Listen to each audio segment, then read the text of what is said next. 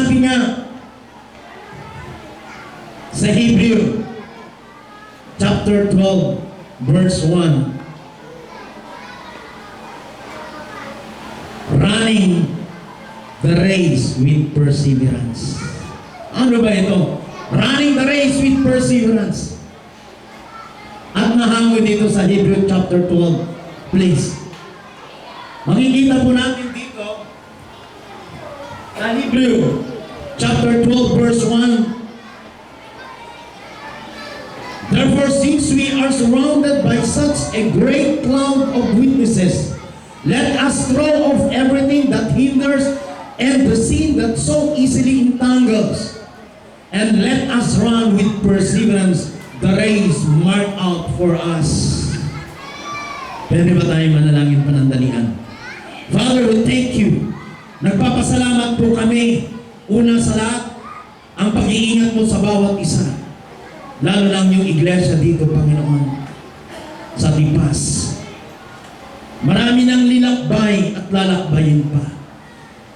We ask your revelation, ang kapahayagan mo ngayon sa bawat isa, lalo na ang mga namumuno, Panginoon. At hayaan mo na ang kapangyarihan ng iyong banal na Espiritu na siyang nagbibigay ng lakas, ng right direction, maintindihan ng bawat isa. At patuloy, Panginoon, ang paglalakbay na ito ay magbubunga ng eternity. We thank you. Gamitin mo ang iyong lingkod. Kayo ang gumamit sa aking bibig bilang bibig mo para maipahayag ang mensahe mo ngayon. In the mighty name of Jesus. Amen. Palapakan niya natin ang Panginoon. Sabihin mo nga sa iyong katabi, ilan na bang nilakbay mo sa mundo? Ilan na po ang 40 dito? Okay. Mayroon marami na. Life begins at 40. Sabihin mo ano? Ilan na ang nabuhay ngayon ng 60? O 50s mo na? May 50s na ba? Ayan. Ilan ang 60s? Si Pastor.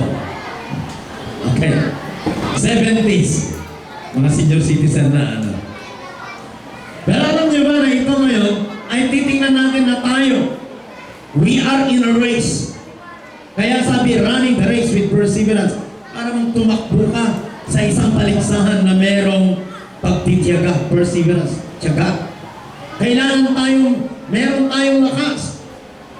At ngayon, makikita natin, we are in a race.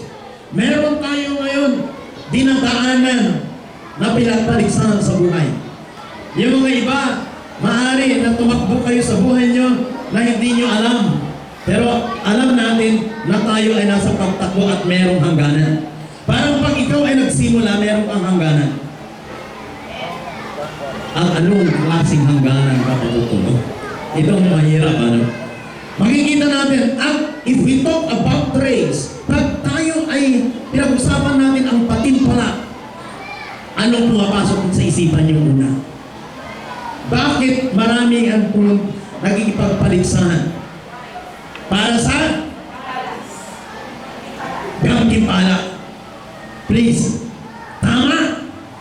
Makikita natin na merong reward. Alam na naman na makipagpaligsahan lang walang reward. At anong klaseng reward? Alam niyo ba, usong-uso ngayon na nakikita po natin na marami ang nakikisali sa Survivor Philippines. Million kasi. At meron nakipagpaligsahan sa pagkain ng cockroach para lang merong gantimpala. Pagkain ng daga. Ano-ano basta merong gantimpala. At makikita natin na dito sa Philippians 3:14, I press on toward the goal to win the prize, for which God has called me heavenward in Christ Jesus. I press on toward the goal. Talagang siya ay nagtitiyaga para ang makamtan niya ang reward o gantimpala na ang Diyos ang siyang naghanda para sa atin. Sabihin mo nga sa iyong katabi, alam mo ba na may inihanda ng Diyos para sa iyo? Sinong nanalangin ng sasakyan? Sana gantayin malahan ako ng Panginoon ng sasakyan. Do you believe that? Sana gantayin pala ako ng bahay. Pag naniniwala ko doon, mangyayari. Pero pag hindi ka maniwala, hindi mangyayari sa'yo. Kasi kung anong pinaniniwalaan mo, nakakanta mo. Kasi hindi ka gagalaw kung wala kang pananampalataya. Paano ka susunod pag hindi ka naniniwala? Di ba? Madali magsabi na naniniwala ako sa'yo. Pero ang patotoo na ikaw ay naniniwala, sumusunod ka. If you believe there is a reward, merong gantimpala, ano ang gagawin mo?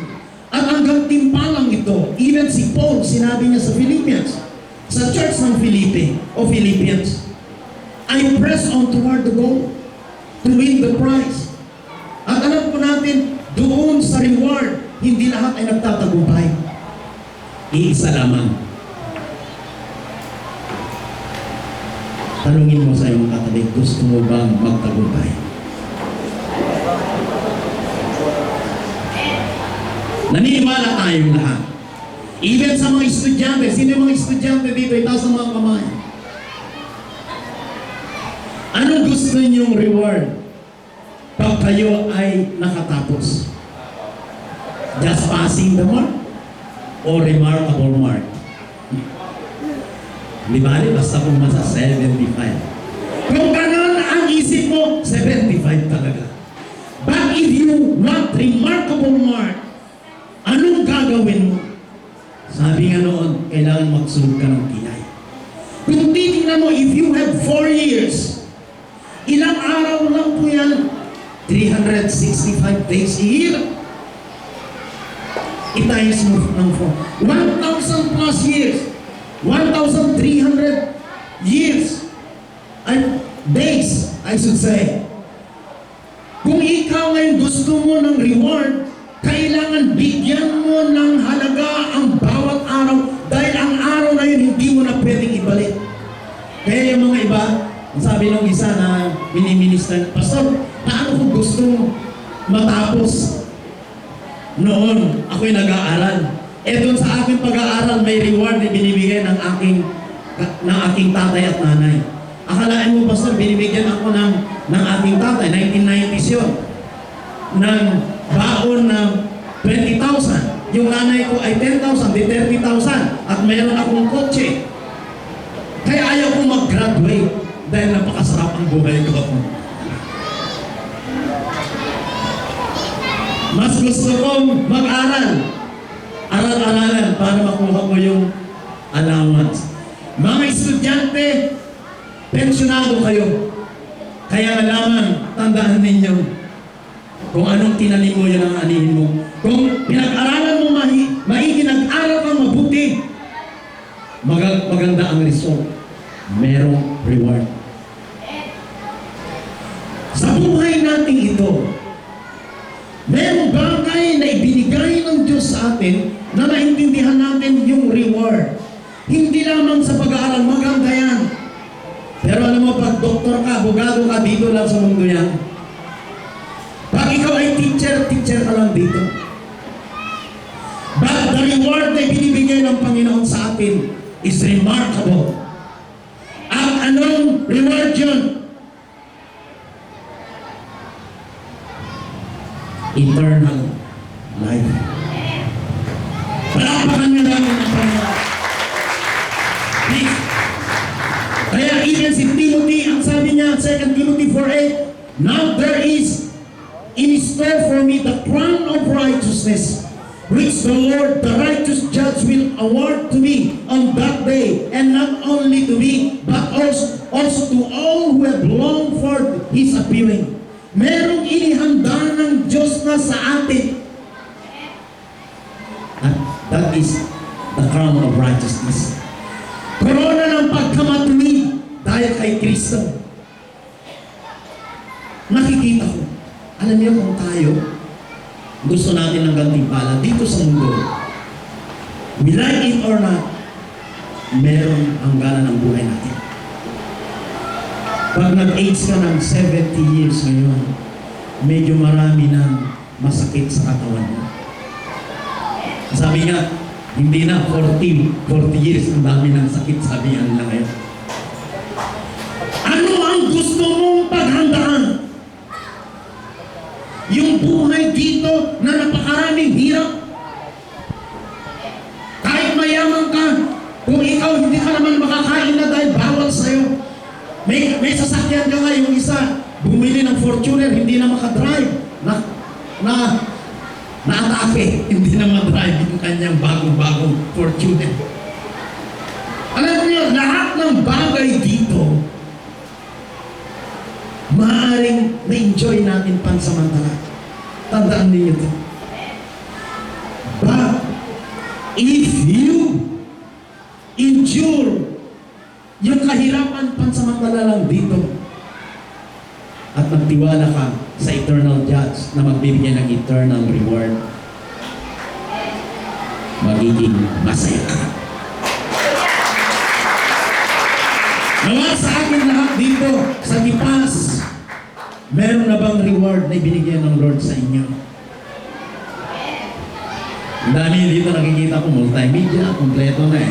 Magagandang mga awit, magagaling. Nakita ko may bata na tumutog. Palakpakan niya natin ang Lord para bukas. Praise God. Ano yung nakipag-albabati? Talagang napakabuti ng Panginoon. What's next sa race? Please, makikita natin sa race, ano ang next? But remember, ano yung A? Sa tipatin pala, meron kang adversary. Meron kang kalaban. At ano yung kalaban natin? Ang sabi nga, winning the battle inside our life first. Sa atin, merong labanan. At ang matindi ang labanan dito. And the two aspects to rest, which are really important as intercessors sa mga manas sa church. You have to come into. And one is, firstly, you have to win the battle on the inside. Kailangan pagtagumpayan mo muna yung labanan sa loob. You have to win the battles on the inside of your life if you're going to come into rest. Para ikaw ay magkaroon ng kapahingan. And even sa buhay na ito, kailangan mapagtagumpayan mo ang battle of fear. May labanan. Sino bang natatakot pa sa multo dito? O ang daming takot, baka ngayon magkaroon ulit ng undo eh. Kaya yung mga iba, naglalagay na sila ng mga dahil naghahanda, natatakot. Battle of jealousy. Selos ng selos. Wala naman pinagseselosan. Okay. Battles of anger, yung galit na galit. Nagagalit siya. Pati pusa, tinatadyakan at aso. Battle of competition. Siya nakikipag-compete pag sa kapitbahay niya may bagong ganito, siya naman gusto niya magkaroon ng ganito.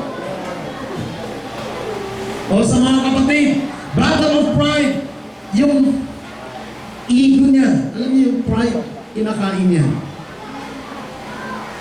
All these things eat our life and stop us in being in that condition in the level of rest in God.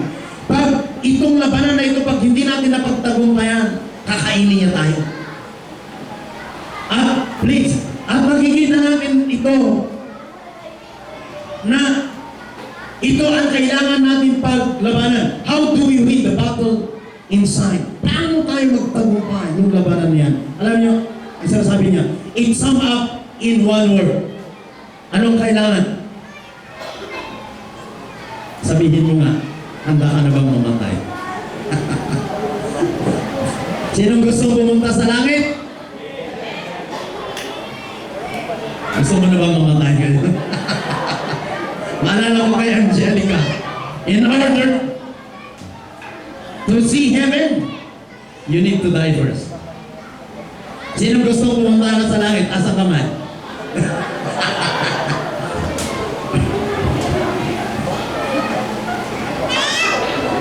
Gusto mong lahat ng pumunta sa akin, ayaw naman mamatay. Pero ito, yung kamatayan ito, hindi ganoon sa ating iniisip. Ang sabi, die. One of the simple word, you have to die. You never have rest until you die. Totoo nga naman, ano? Tinan mo, kuritin mo yung patay, hindi na nakakaramdam. Kuritin mo ang katabi mo. Kung meron pang pakiramdam, buhay pa yan. Jesus said, verily I say unto you, unless a grain of wheat falls to the ground and die, it abideth alone. Maliban ang isang butil ng trigo ay mahulog at mamatay, hindi siya mabubuhay. Nakakita ka na kayo ng palay, di ba? Ibinibilad muna. Pagkatapos, itinatanim. Bakit kaya ganito? Ginamit ng Panginoon. You can even bring forth fruit until you die. Hindi ka daw magbubunga pag hindi ka namatay. Paul said, I am crucified with Christ, nevertheless I live. It is no longer I that live, but Christ that liveth in me. You got to die. We live this life faith. Anong ibig sabihin nito? Hanggang hindi ka mamatay sa sariling gusto mo. Bakit bakit may ganit? Kasi hindi ka papatay sa gusto mo. Hindi nangyari yung gusto mo kaya galit ka. Bakit ka nagseselos? Kasi possessive ka. Gusto mo lang. Bakit yung pride, nasaktan lang yung ego natin, hindi na, para bang sobra na. Alam niyo, ito yung mga battles, ito yung mga labanan na kailangan natin pagtagumpayan. Alam niyo, even kay Pacquiao, sa mga ibang athlete, anong ginagawa nila? Before ang labanan, isineseparate sila, hindi nila makain yung gusto nila. Mag-abstain sila sa mga bagay na hindi nakakabuti sa kanila para maggusto nila. But they need to accept that. Alam niyo ba? Na even ang agila pala, ganun din. Ang agila, merong lifespan na 70 years if he will make a decision. Dahil sa 40 years ng buhay niya, siya ngayon ay magdi-decision ng dalawa, to die or to live. If he want, pag ang eagle gusto niyang mabuhay muli, ang gagawin niya for 150 days, pupunta siya ngayon sa napakataas na bundok ng bato at ngayon maglalagay siya ng nest doon. At alam niyo anong unang gagawin niya? Yung kanyang tuka, yung kanyang tuka, nasang pagkain niya, yung beef, sabi nga, kailangan na-bend na ito, hindi na makakain, kailangan na iwawas-iwas niya dun sa bato hanggang ito ay malis. Kailangan tanggapin niya yun. Pagkatapos nun, yung kanyang talons o yung kanyang kuko, iwawas-iwas niya doon hanggang sa bato hanggang maalis dahil hindi na mabigat na. Kailangan tumubo ang bagong mga kuko.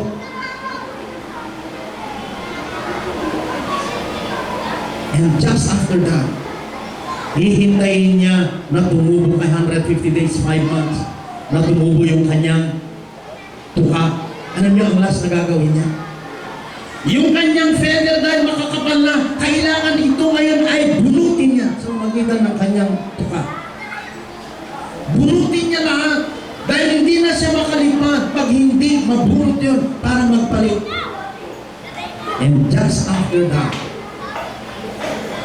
pag nag-undergo na siya kaya 150 days, that is the first ride.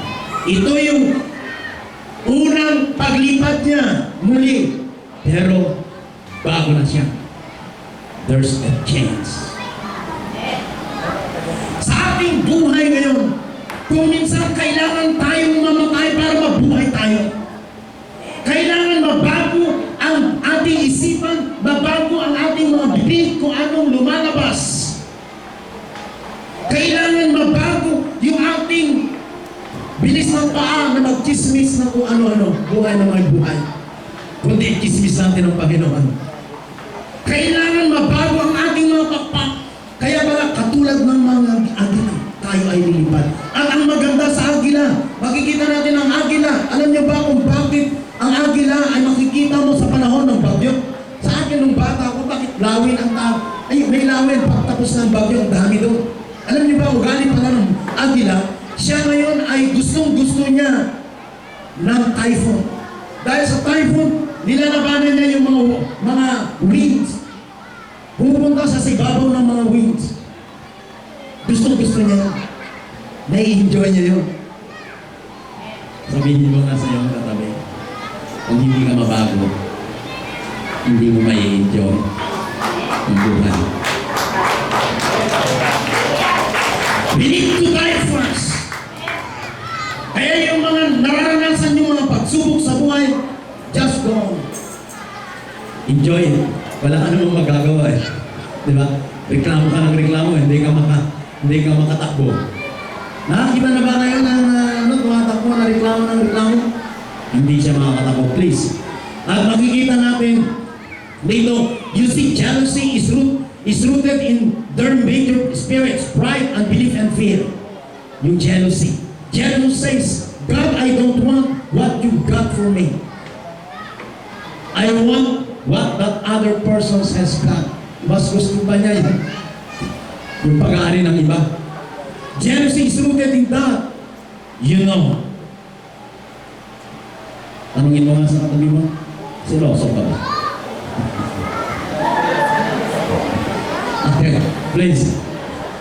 Mas gusto yung iba, ano? Kaya pala yung ay merong kaliwa kanan.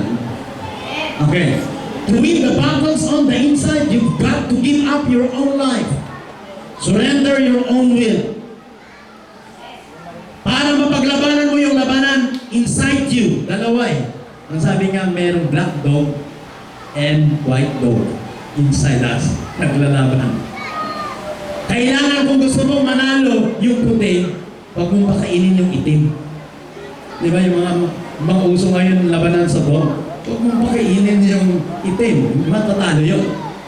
Ibig sabihin, huwag mong pakainin yung pride mo o yung itim, yung pride, yung jealousy. Kailangan mawala. You have to die to what you want. There's got to be a real death to self. Death to all my own will. Lahat ng aking gusto kailangan mamatay na. Alam niyo yung sinabi ng Panginoon, not my will but thy will be done. That is a perfect prayer.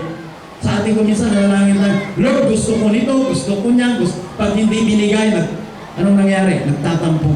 Kaya kailangan niyo yun ng tampuritis na tablet, tampuritis. Kaya makikita natin, hindi ganon. God is God. Kailangan, Lord, your will be done. Jealousy can't reign when we only want what God has got for us. One of the things that not brings anymore is death to self. Crucified life. Gusto niyo pa bang maging Kristiyano? Lord, yung gusto na ng Panginoon, ang sundin mo. Di ba karamihan, pag kayong pagtatimpo kung sasabihin ko ang totoo. Ang mindset natin, kung minsan, kasi kagaya ko rin, pumunta tayo sa church para ma-bless. Totoo naman. Wala namang wala namang masama doon. Kung hindi ka na-bless. Sasabihin mo, pangit-pangit yun. Pangit-pangit naman yung mga umaawit. Hindi na lang sana ako pumunta. Kasi ang mindset mo, gusto mong ma-bless. Pero pag ang mindset na katalim sa atin, Lord, gusto kong i-bless kita. Gusto kong yung gusto mo. Pag gusto mong i-bless, ang Diyos, anong gagawin mo? Ikaw ang maghanda. Gusto ko, Panginoon, mag-worship ko. Hindi dahil doon sa nag-worship leader. Hindi dahil doon sa nangangaral. Kundi dahil sa ikaw ay ikaw. Kung ganoon ang motivation sa atin, makikita ninyo. Kahit anong mangyari, blessed tayo. Dahil ang Diyos ay alam niyang nakakabuti sa atin. Alam niya. Hindi mo na kailangan hilingin kung minsan alam na niya. Tinitingnan lang yung puso natin. Yung right. Kasi minsan sa atin, yung gusto natin, yung freedom.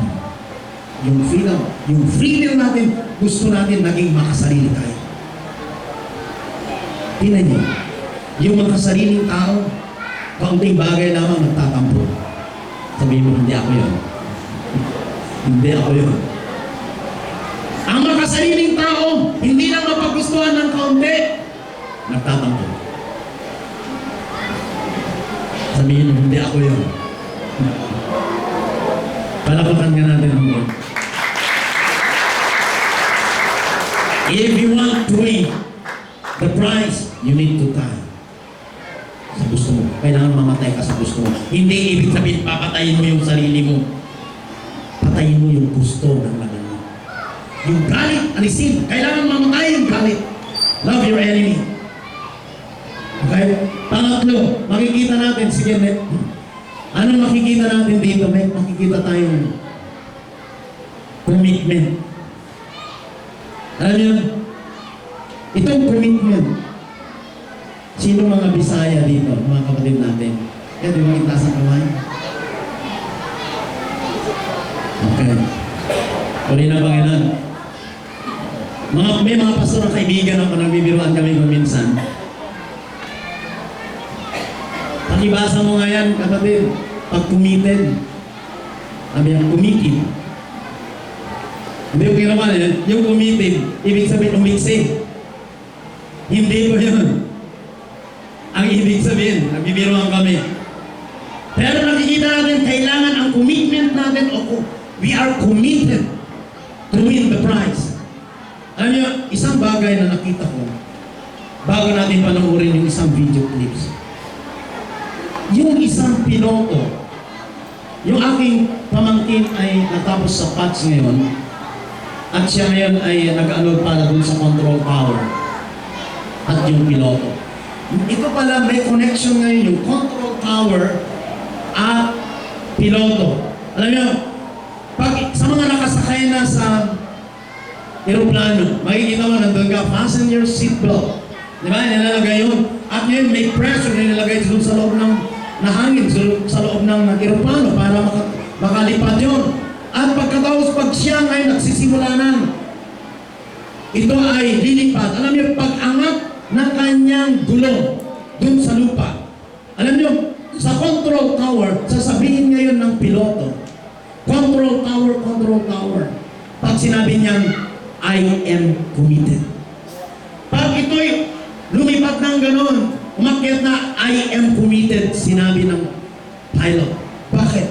Hindi na pwedeng mag-preno. If you say that you are committed, walang atrasan. Sabihin mo, walang atrasan. Sa race ng buhay na ito, walang atrasan. At tingnan natin ng kaunti yung isang video clips. Makikita natin dito that we are committed to win the battle, to win the race.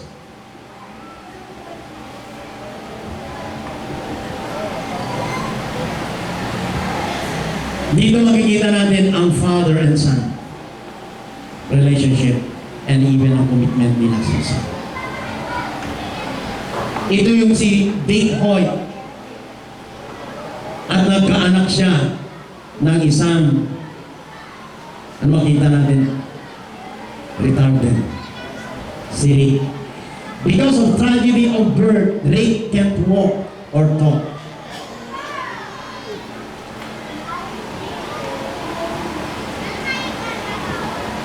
Because of tragedy of birth at birth, they can play catch with his son. Because of together, they are inspiration to people all around the world. Mahirap magkaroon ng anak na ganit special child. Dick and Judy wanted a normal life for their son. Together, they put Rick in public school. Dinala nila sa isang public school. Rick learned to write his thoughts using special computer. Isulat niya, no? Sa special computer, kung anong nasa isip niya. When Rick was 15, he communicated to his dad that he wanted to participate in 5-mile benefit run. Gusto niyang sumali sa isang benefit run, isang race. He was not a runner, but agreed to push Rick in a wheelchair. For the first time in his life, Rick didn't feel handicapped. Alam mo, gusto niya makisali sa isang patimpalak. Pero dahil ang kanyang ama, ang kanyang paa, so together they run. Dahil sa pag-ibig ng ama sa kanyang anak, siya ngayon ang naging paa. Mga kapatid, ganito ba ang pag-ibig natin sa ating mga anak? Alam niyo, nakikita natin napakaraming ganito ngayon.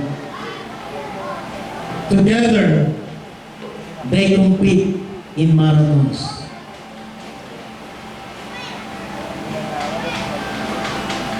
Dahil sa pag-ibig ni Dick sa kanyang anak, dahil gusto niya, nakikompete sila. Together they compete in triathlons. Dahil sa pag-ibig ng ama, he is committed na siya ngayon ay sumali sa patimpalak na gusto ng kanyang anak. Alam niyo, pumahal natin ang ating anak. Di ba? Nagagawa natin yung mga bagay na hindi natin magawa. Together, they trek 3,770 miles across America. Alam mo yung tatay na walang, hindi naman siya naging isali, napilitan siya ngayon na sumali sa hindi madaling kompetisyon. Bakit? Dahil pag-ibig niya sa kanyang anak and he's committed doon sa race na yun. Rick couldn't compete without his dad. Dahil handicapped siya. They couldn't compete without his son. Hindi naman mag-compete ang kanyang ama kung hindi dahil sa kanyang anak. Dick is the body, Rick is the heart. Ang kanyang ama yung katawan, pero si Rick yung kanyang anak, ang puso. Together they run.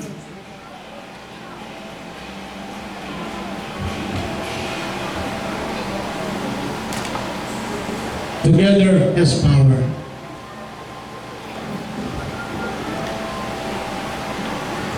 Mga kapatid, ang tanong na yun, bakit nag-commit si Rick na pumasok sa isang patimpalak dahil sa pag-ibig niya sa kanyang anak? Hindi siya gumagalaw ng gano'n, hindi siya nakikipag-paligsahan sa pagtakbo pero dahil sa pagmamahal niya sa kanyang anak, gusto ng kanyang anak, siya ngayon ay sumali. Ito ngayon. Alam niyo ba na yung commitment ng Lord sa atin, alam niyo ba nakikita natin na ang Diyos ang ating Ama? We are like the son, Rick, na handicap dahil sa kasalanan.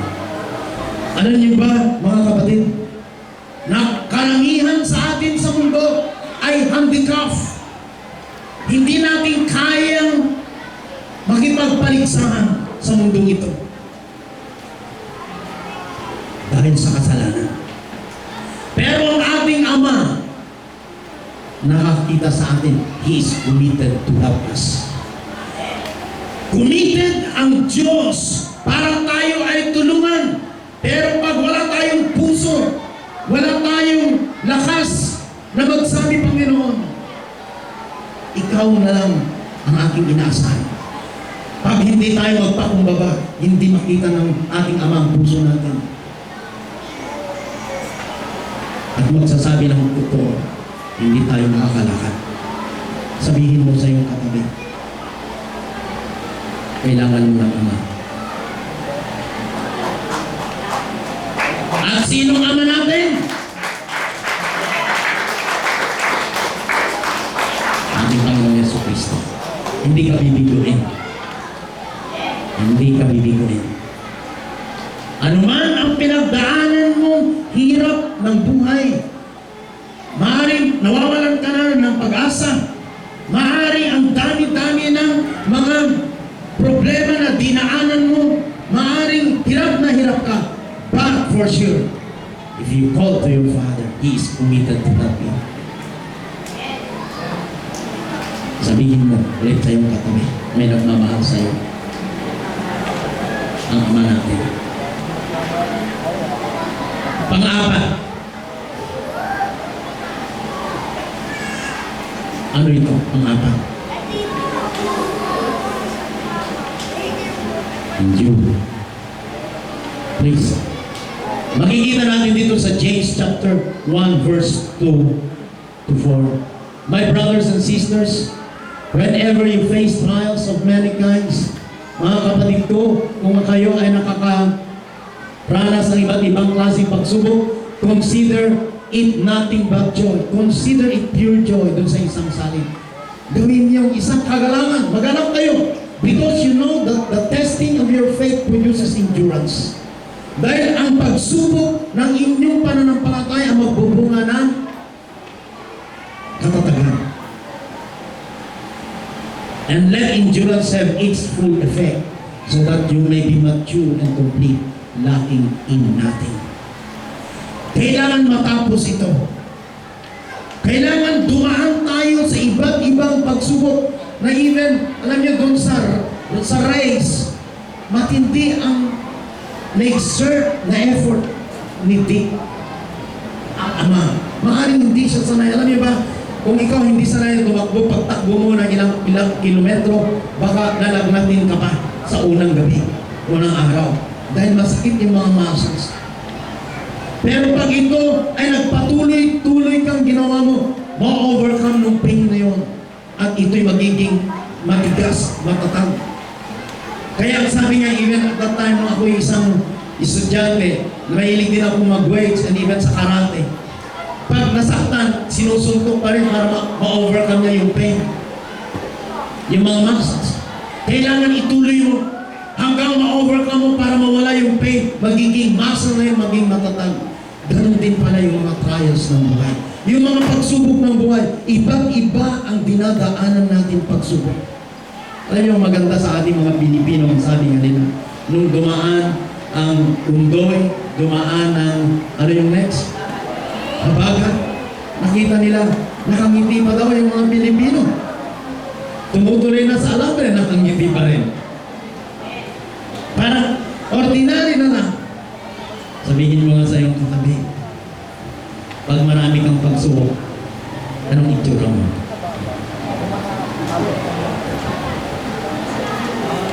Anong gusto niyo makasama? Nakasimangot? Pag may problema ka, sisimangot ka, wala rin eh. Wala rin mangyari. Bibigat pa. Sabihin mo, bibigat pa. Di pipiliin mo na lang magalak. Alam niyo ba?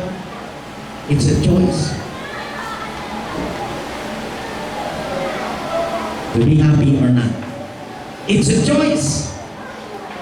Pero ang maganda dito, sa endurance na sinasabi, pag mayroon ka mang dinadaanan ngayong araw na ito na bagyo, may bagyo tayo ngayon, pero bukas wala na. Ngayon pa lang wala na eh.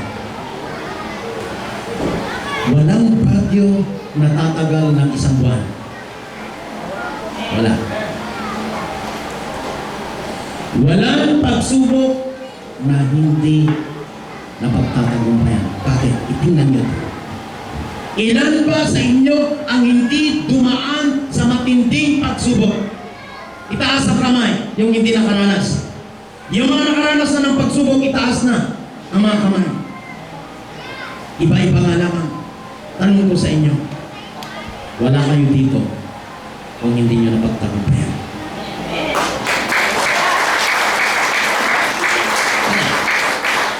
Bakit tayo nabubuhay hanggang ngayon? Even na-aksidente ka man. Nabali ang buto mo. Pero yung buto, bumabalik. Pag may iayos. So, ibig sabihin, tama yung sinabi ni Paul o si James na sinabi, my brothers and sisters, whenever you face many kinds of trials, consider it pure joy. Kung kayo'y nakakaranas ng iba't ibang pagsubok, magalak kayo. Dahil magbubunga ito ng katatagan.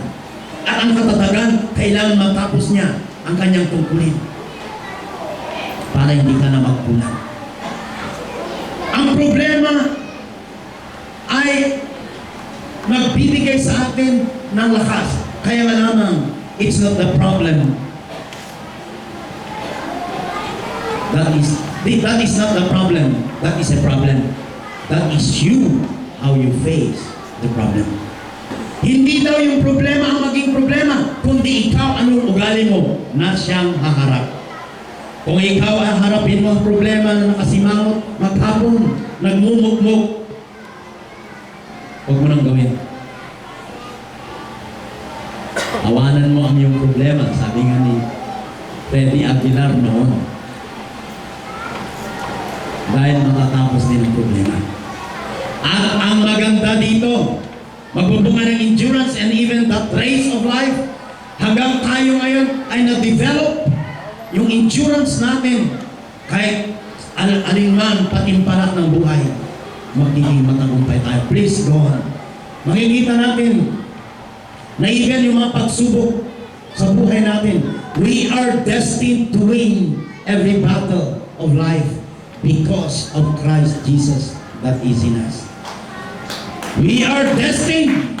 Ibig sabihin nakatalaga na tayo na magtagumpay sa mga tumanggap sa ating Panginoon. Pero pag walang Panginoon sa buhay mo, ay delikado. Tanungin ko sa inyo, si Jesus Christ na ba ang naghahari sa buhay natin? Pag si Kristo ay nasa atin, we are destined to win. Why? The battle is for God and the victory is for us. Ang battle ay sa Diyos at ang pagtatagumpay ay nasa atin. At makikita natin na dito sa akin, kagaya ni Paul na sinabi niya sa Timothy chapter 4 verse 7, I have fought the good fight. I have finished the race. I have kept the faith.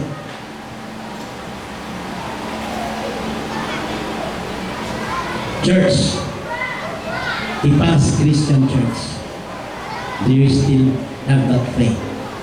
Meron pa ba kayong pananampalataya? Kanino kayo nananampalataya? Sana hindi kay Pastor Pons. Bagamat siya ay ginagamit ng kailangan muna sa Diyos. Kaya sinabi niya sa Hebrew chapter 12, kung tiniyang fix your eyes unto Jesus. Kailangan ang tingnan natin ang Panginoon. Kasi pag tingnan ninyo ang tao, anong mangyayari? Ang mapupuna mo palagi yung kamalian. We are not perfect. Nagiging perfect lang tayo dahil sa Diyos. Kaya running the race with perseverance. Alam nyo, yung perseverance, ito yung magbibigay sa atin. Magtiyaga tayo ng katiyagaan. Di ba? Yung tiyaga, ano man ang mangyari, kung minsan hindi man nagkakaunawaan minsan, may mga bagay na hindi natin maunawaan dahil magkakaiba ang isip natin. Kailangan magtiyaga tayo.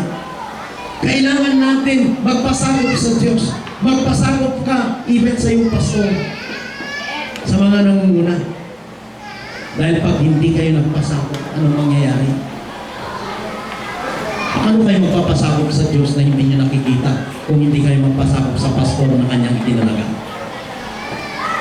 Hello, mga musicians. Alam niyo, ang musician and even pastor, parang iisa. Nagbibigyan ng message. But the pastor, siya lang kasi yung namumuna. You need to submit to your leader.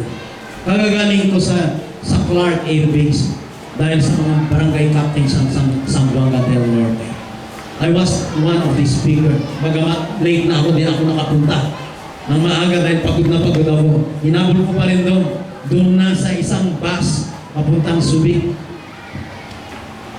Alam niyo, nakita ko, you are leaders. At ang sabi, every leader, every authority has been established by God. Romans chapter 13, and they are God's servant.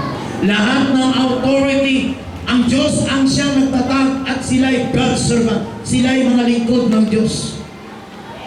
Kaya sabi, sino man mag-disobey doon sa authority, they are disobeying God. Dahil siya yun. Ang tanong, kahit masama ba? Isang bagay na pinapakita ng Panginoon. Because of their position, you honor their position, that authority.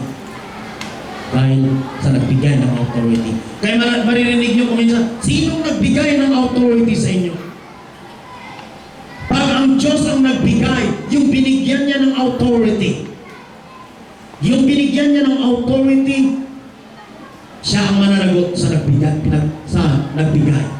So, ipinapakita sa atin, yung authority, kagaya ni Pastor Pons, and even sa atin, may ibinigay na authority sa amin ng Diyos. Mananagot kami sa Diyos. Kaya malamang, even sa inyo, sa ating dinadaanan na isang patimpalak ng buhay dito, may pananagutan ang pastor sa inyo. Kaya lamang, hindi siya magiging masaya pag hindi kayo nagpasakot. Sabihin niyo nga sa katabi mo, sino bang pastor niyo?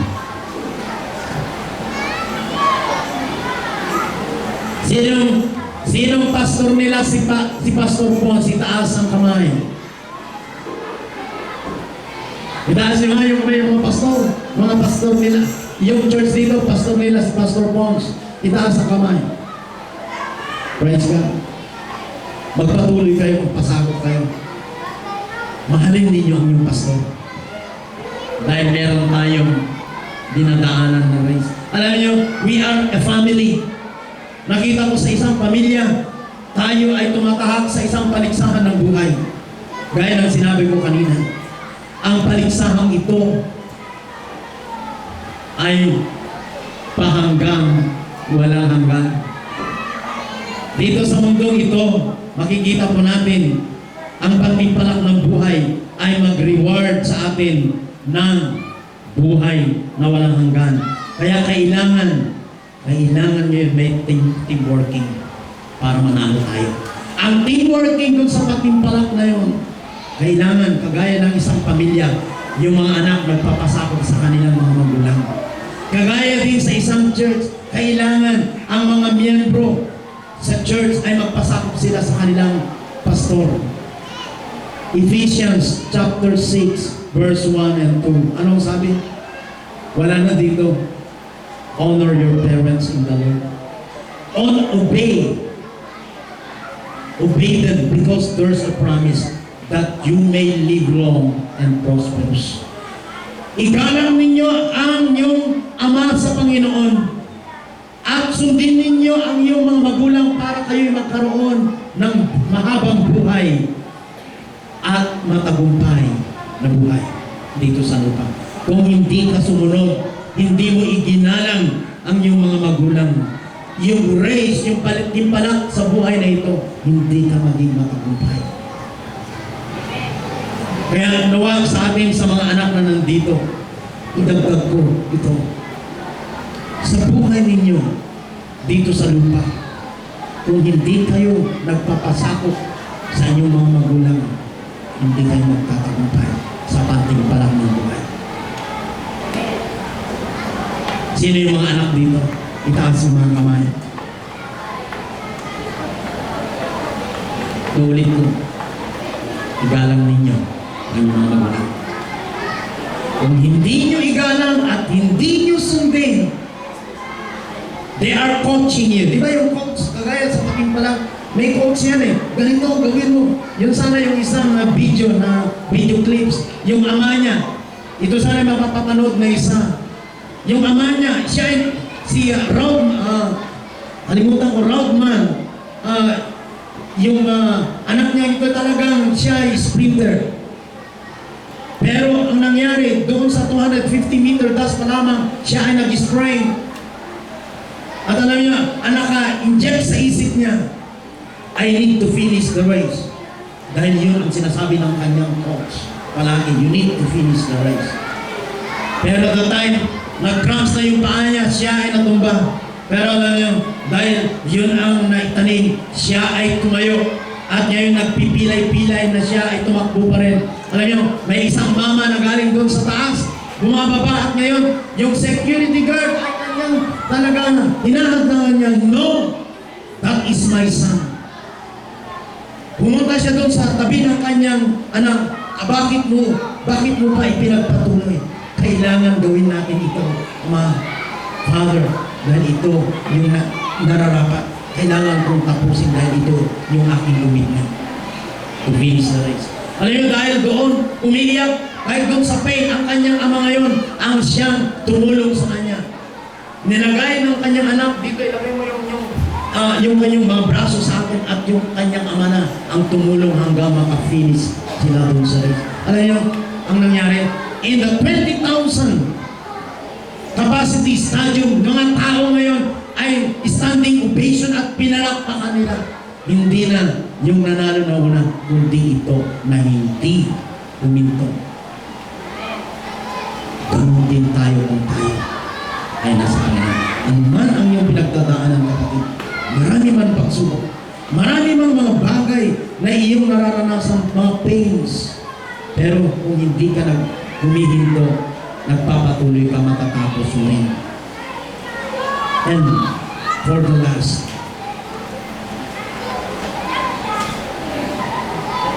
Church, Antipas Christian, we are now about to face the living God. Nasa huling yugto na tayo ng buhay natin. Meron akong mga video clips na tinitingnan. Yung mga tatak na inilagay na microchips, handang-handa na. Marami lang, meron. Meron akong mga video clips na sinasabi ng salita ng Diyos, Lord, palaman, pero ngayon katuparan na. Isang bagay, nakikita natin even the sun, meron ako the solar flare na sinasabi. Yung sun ay para bang nasisira na. Ang Pluto wala na. Wala na ang planet Pluto. Ibig sabihin, may nangyayari, and even scientifically, pinag-aaralan nila hindi na pwedeng lagyan ng solution ang ozone layer natin. Hindi na, bukas na. Kaya ganito, meron tayong climate change. Na we expect, nandun ako sa isang video, clip ng buong mundo, 2012, ang daming disasters, and you expect more. Super typhoon, sabi nga nila, dahil hindi na